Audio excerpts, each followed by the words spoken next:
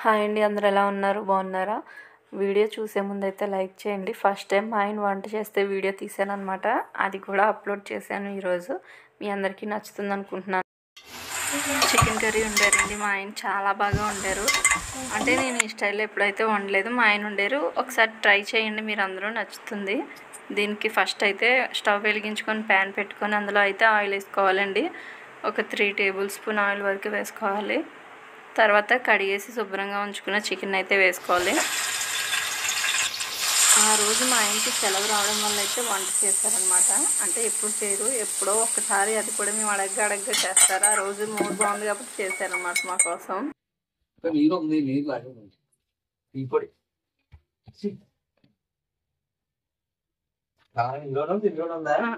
ఇది మసాలా పౌడర్ అండి, అది కారం. ఇప్పుడు అందులో ఏం వేస్తారు?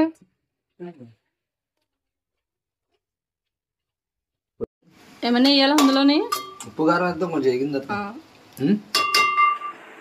చికెన్ వేసిన ఒక 5 నిమిషాల తర్వాత కొంచెం నీరు లాంటిది పోయిన తర్వాత అందులో 1 స్పూన్ సాల్ట్, 1 స్పూన్ కారం, అలాగే చిటికెడు పసుపు వేసి కొంచెం వేయించుకోవాలండి. బాగానే నూనె పైకి తేలినంత వరకు వేయించుకోవాలి. మా ఆయన అయితే చాలా బాగా చేస్తారు వంటలు. ఎప్పుడో ఒకసారి, అది కూడా చేయమని బతిమాలుగా చేస్తారండి, జస్ట్ కలర్ కోసం.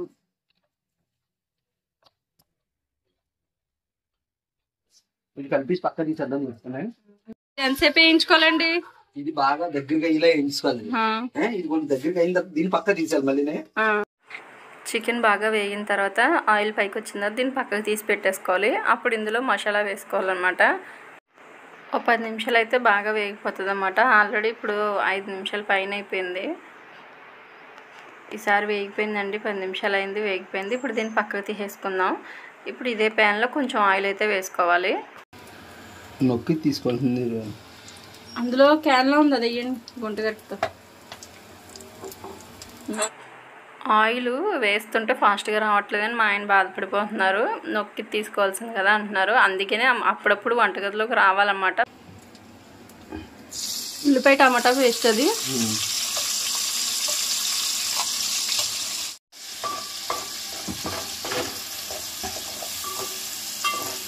తీసేయండి, గిన్నె తీసేయండి అంతే.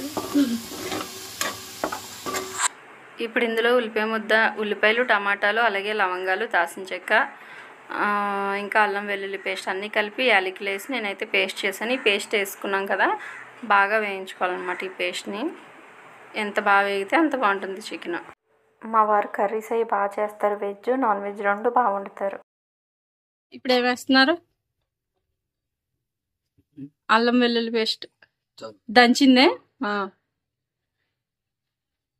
పచ్చిమిర్చి,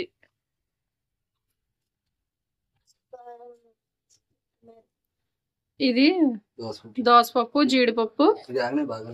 అది వేగిన తర్వాత వేసుకుంటే సరిపోతుంది. అవును అవును, పచ్చివాసన వచ్చినంత వరకు వేయించుకుంటే సరిపోతుంది. పచ్చివాసన పోయేంత వరకు. సాల్ట్ వేస్తారు ఇందులోనే.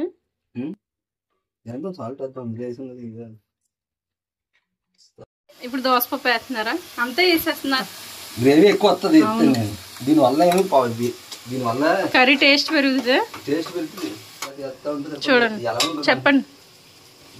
అయిపోయిందా? ఇది ఆల్మోస్ట్ చిన్నది చూస్తా, పచ్చివాసన లేదు, వాసన ఏం స్మెల్ ఏం లేదు. ఆయిల్ అది పైకి తెలియదు కదా.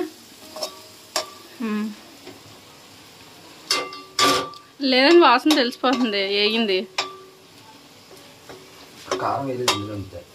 కొంచెం కారం ఇప్పుడు వేస్తారా? కారం తర్వాత వేస్తారా?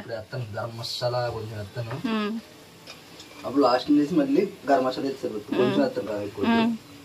ఇప్పుడు కారం వేసింది 2 స్పూన్, ఇందాక 1 స్పూన్ వేసాను. ఏమవుదు.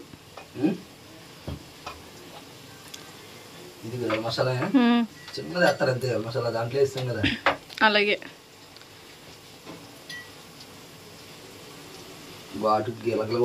ఆల్రెడీ అందులోని గసగసాలు, అందులోని లవంగాలు ఇవన్నీ వేసాం కదా, అందువల్లే. ఘాటు గిలగల కూడా వేసుకుంటారు. ఘాటుకి అవును.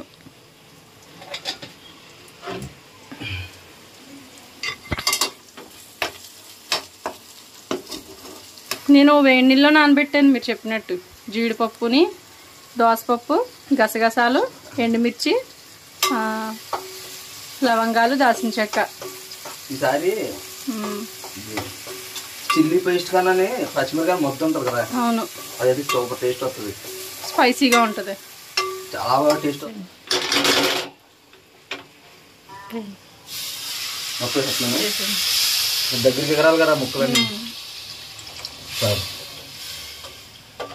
కొంతసేపు ఉడికిన తర్వాత వేస్తానే, ఎందుకంటే ఆల్రెడీ ఉప్పు కారం తోటి వేగిపోయింది కాబట్టి. ఇది గ్రేవీ కింద అవ్వాలి. అవును, సిమ్ లో ఉండాలి. హైలో పెట్టి సిమ్ లో ఉన్నాయి సరిపోద్దా? సిమ్ లో ఉంటేనే బాగా ఎక్కువగా అవుతుంది అన్నమాట.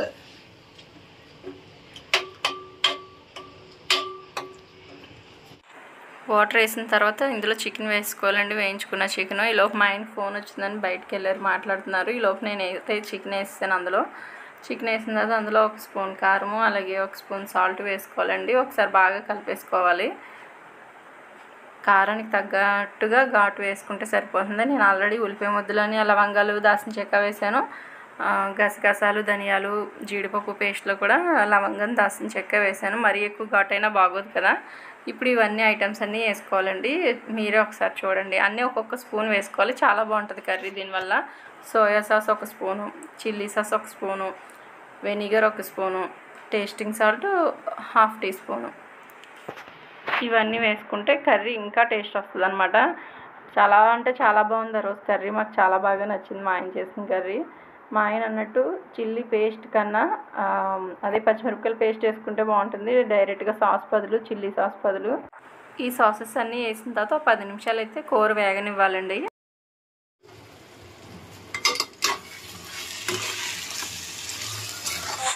ఆల్మోస్ట్ అయిపోయింది, ఇంకా స్టవ్ అయితే ఆఫ్ చేసేసుకోవచ్చు. ఇప్పుడు గార్నిష్ చేసేసుకోవడమే దీన్ని.